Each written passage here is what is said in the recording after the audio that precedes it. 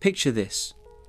You wake up on the cold limestone floor of a shadowed chamber beneath the House of Women in Thebes. The scent of myrrh hangs heavy in the air, but it cannot mask the sickly tang of sweat and the coppery stench of old blood. Your thighs ache. Your wrists are raw from the linen bindings they tie too tightly when you are moved in the dark hours before sunrise. Somewhere above, laughter erupts from a marble veranda where the royal wives feast on pomegranates and goat's cheese. Down here, you are nothing more than an ornament, a thing, a breathing decoration, trained to be pliable, silent, obedient.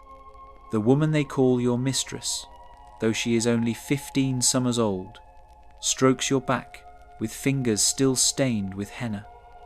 You do not flinch. You have learned what flinching brings. But there was a time, not so long ago, when your name was your own, when your body belonged to you, when the Nile did not carry your screams away into forgotten reeds. And yet, this is only the beginning. What comes next will strip away not only flesh, but thought. You are about to enter the world of the male concubine in ancient Egypt, a world rarely written about, because history prefers its victims voiceless. Before we journey into these forgotten tales of survival and suffering, if you enjoy uncovering the hidden truths of history, please consider liking this video and hitting that subscribe button for more content like this. And please comment below to let me know where you're listening from. I find it incredible that we're exploring these ancient stories together from different parts of the world, connected across time and space by our shared curiosity about the past. He is born in a fishing village on the eastern bank of the Nile in the time of Pharaoh Amenhotep III. The year is counted not in numbers but in floods, and this year the river has risen hungrily, swallowing mud huts and rice paddies whole. He is 8 years old when the recruiters arrive, wearing gold-collared tunics and speaking of tribute. They do not ask his mother for permission. They do not look his father in the eyes. They see only the boy's features, soft bones, high cheeks, a beauty they call auspicious. They tell the villagers he will serve the gods. But the villagers know. They have seen boys vanish like this before. Into the palaces, into the temples, into silence. He travels by boat, chained by the ankle, to another boy named Kebi. Kebi sings to keep the fear away. On the third night, a guard beats Kebi for singing. The bruises turn black before they arrive in Thebes. The palace is white limestone and sunlight. It smells of sandalwood and rotting figs. Inside, eunuchs walk silently, their heads shaved smooth, their eyes distant. They take the boy's name. They take his hair. They take his clothes. They do not speak, but they do not need to. He is renamed Setem, meaning the sealed one. He is 10. He will never see his mother again. His training begins beneath the temple of Hathor, where priests oversee the grooming of royal attendants. They teach him posture, how to walk like the gazelle, how to pour wine without a sound, how to lower his eyes before a noblewoman, how to bite his lip to make it bleed slightly redder. He is not allowed to speak unless spoken to. He is not allowed to eat until everyone else is fed. He learns how to keep his face blank when the older boys are led away behind embroidered curtains and return walking slowly or not at all. The priests say this is honor. The stewards say this is duty.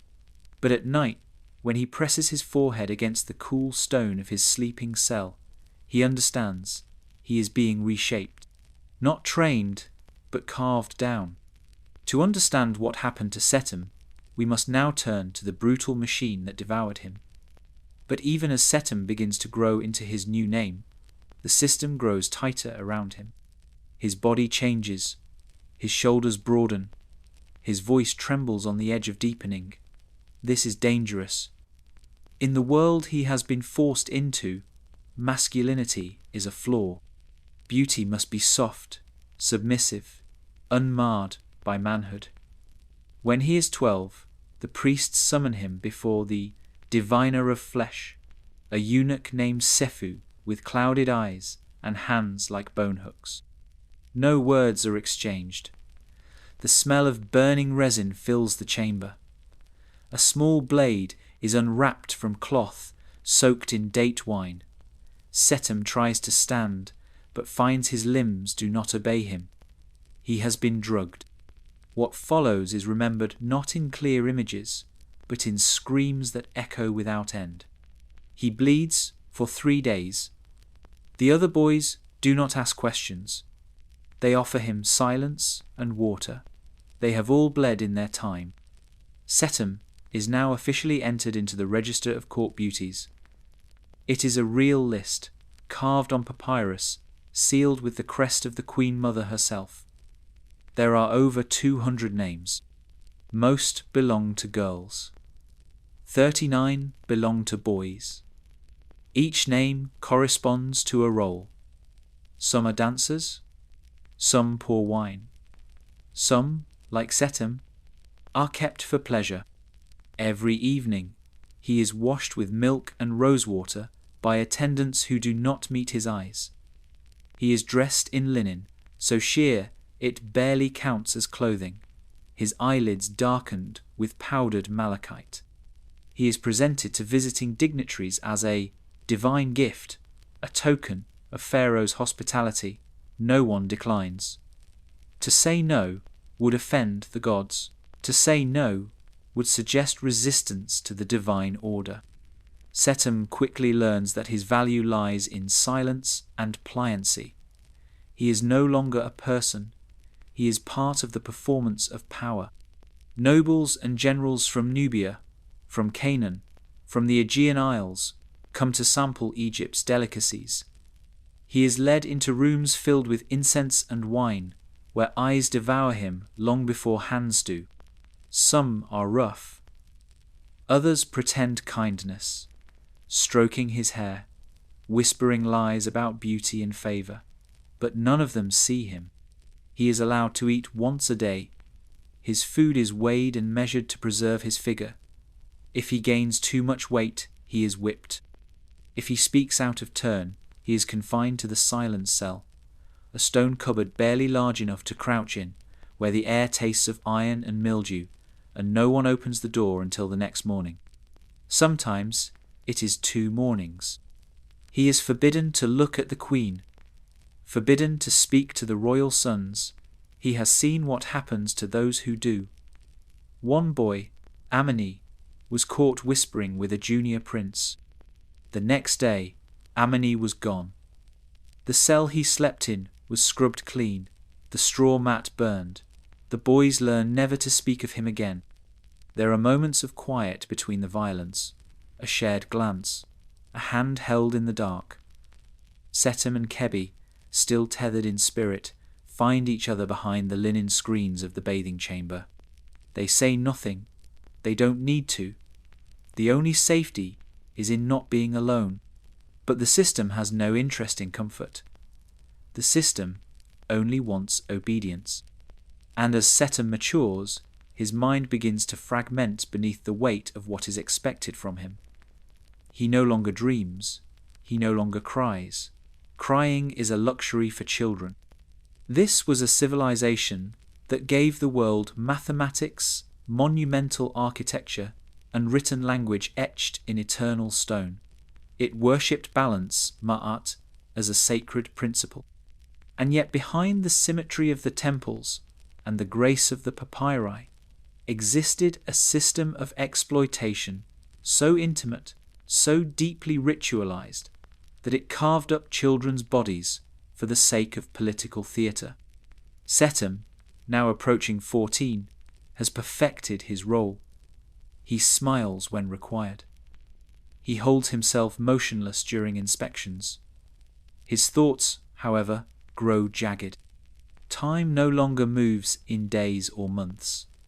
It passes in bruises, in sessions, in silences. He begins to think of his body not as himself, but as a shell he pilots, a tool he must keep unbroken to survive. The concubine system was deliberately invisible. Boys like Setem were not counted among household slaves, nor were they included in temple records. They existed in margins, in whispered euphemisms like wine-bearer, royal flower, or singer of joy. They were not property, but they were never free. They served at the pleasure of the court, and that pleasure was endless. Pharaohs used them to ensure loyalty, to entertain foreign envoys, even to punish rivals. A prince who misstepped might find himself gifted a concubine whose body was a warning in disguise. The hierarchy was clear. At the top stood the royal harem, where concubines male and female alike were housed, monitored, and rotated. Below were the grooming priests, the keepers of silence. At the bottom, the boys, unseen, touched but never acknowledged. Setem's trauma is methodical. The rooms change, but the rituals repeat. Each violation is wrapped in ceremony. Scented oils, embroidered bedding, music played on ivory flutes. But the suffering underneath does not soften because it wears gold leaf. There is no one to tell. The priests are complicit, the palace guards indifferent. Even the older concubines, those who survived long enough to train the next generation, are broken in ways that make them cruel. One, a man called Nakt, whispers to Setem, "Your mind will go before your body does, and if you are lucky, you won't notice." Setem starts to dissociate. During sessions, he counts cracks in the plaster. He imagines floating above the scene. He tries to pretend the pain belongs to someone else.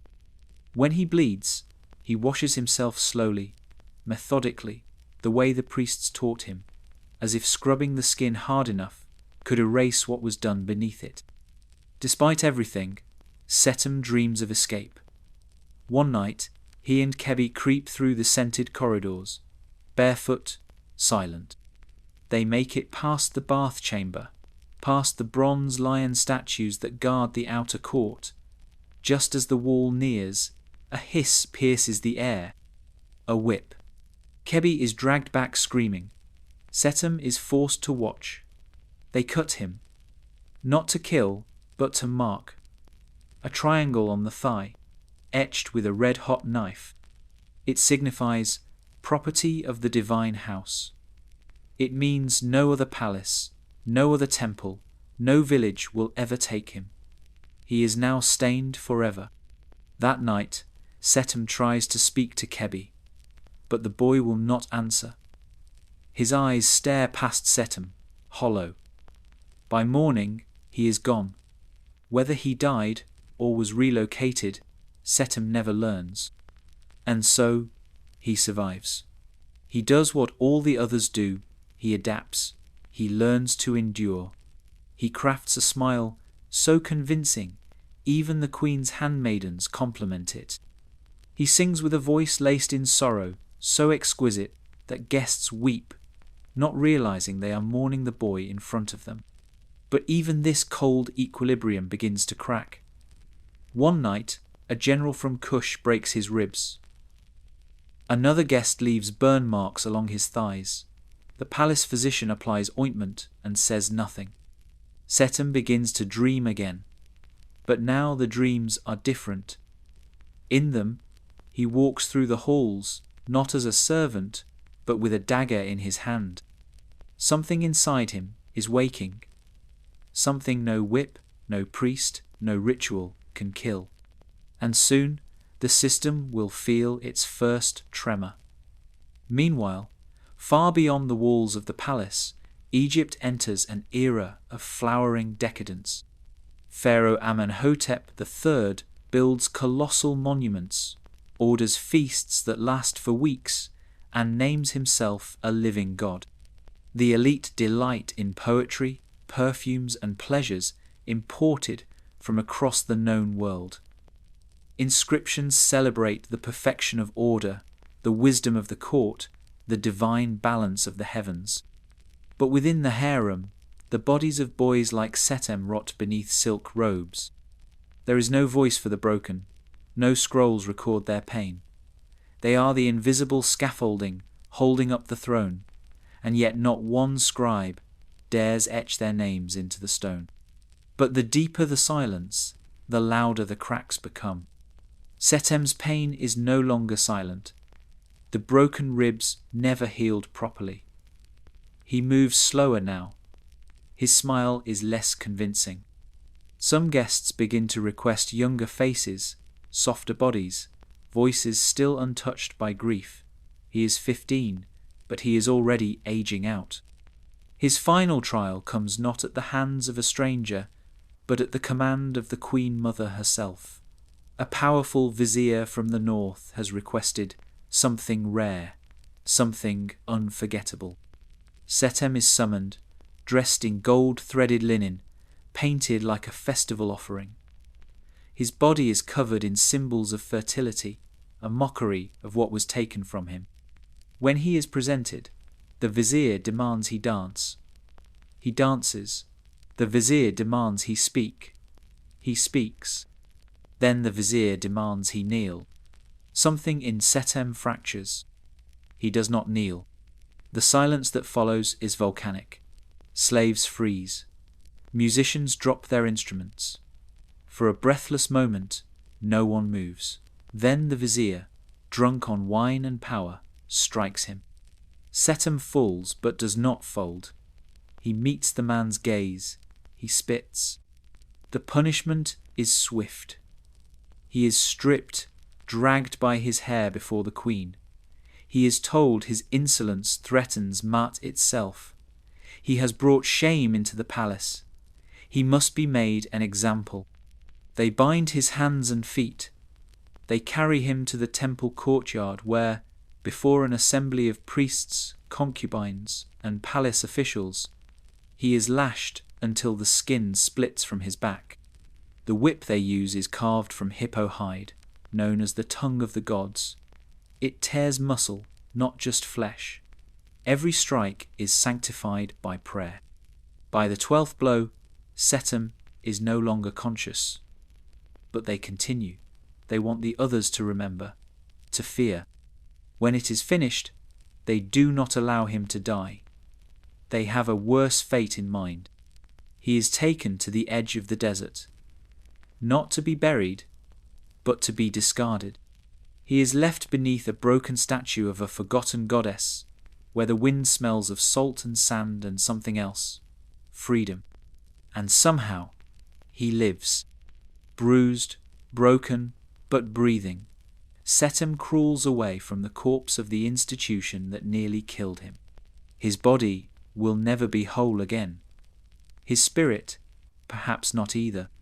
But his memory survives not because scribes recorded it, but because others whispered of him, long after the vizier died of poisoned wine and the Queen Mother was laid in her jeweled tomb.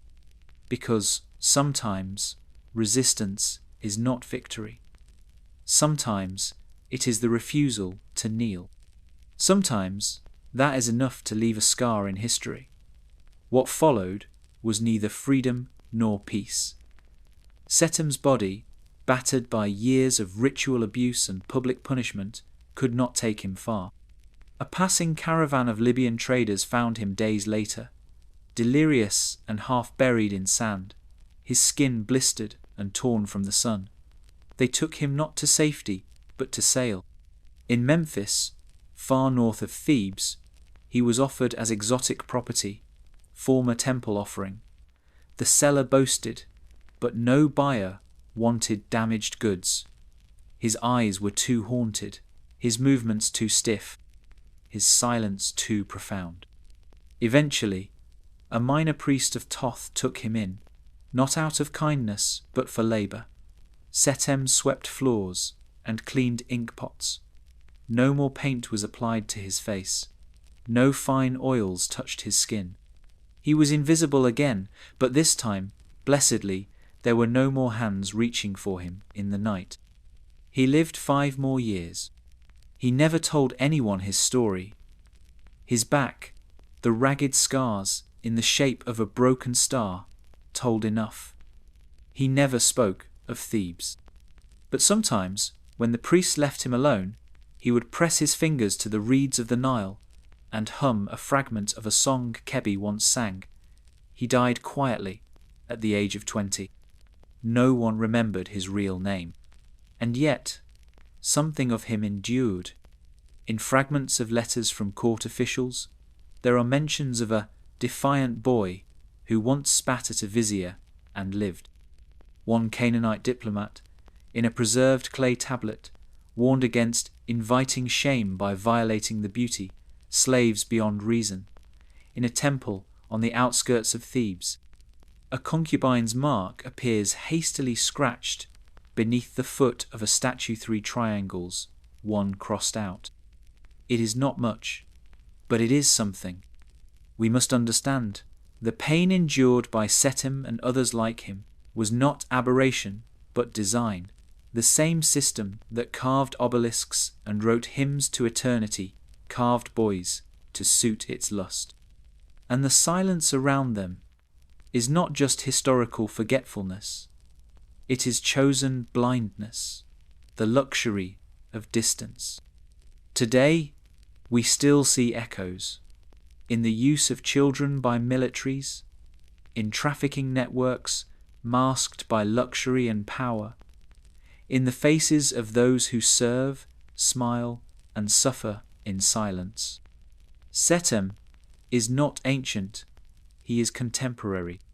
He is every soul trapped inside a system that feeds on the powerless. And until we tell these stories, until we make them scream, where once they were silent, the system wins again. You are not innocent. None of us are. Not anymore.